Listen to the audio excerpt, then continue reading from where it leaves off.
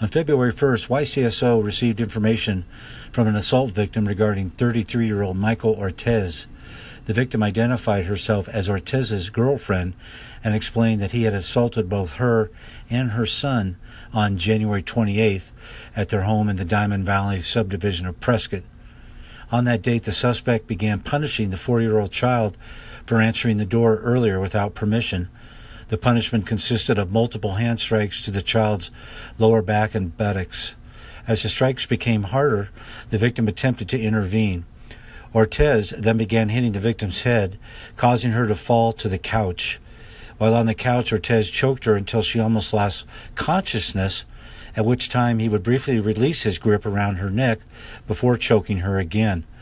He also kicked her several times and put his hand over her mouth to prevent screams for help. When the assault concluded, he told her to shower because she was bleeding from her mouth, and he refused to let her leave.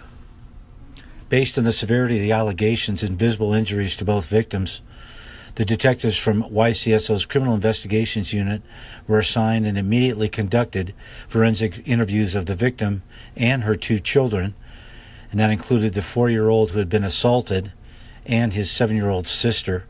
Additional information revealed that during the assault of the victim, Ortez ordered the 7-year-old to get some tape so he could, quote, tie mommy up, unquote.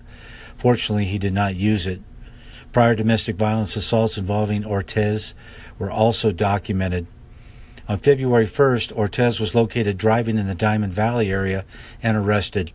He was booked at the Camp Verde Detention Center on charges including 2 counts of felony aggravated assault, child abuse, and kidnapping.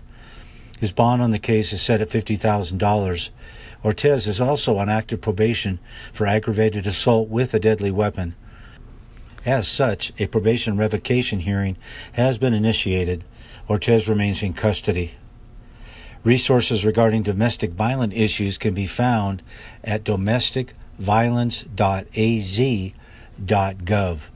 That's domesticviolence.az.gov. We know it takes courage to report domestic violence incidents, and YCSO wants victims to know these cases will be investigated thoroughly, with those responsible arrested and prosecuted. An extensive support system for victims and their families will also be made available. Remember, stop it while you have a voice.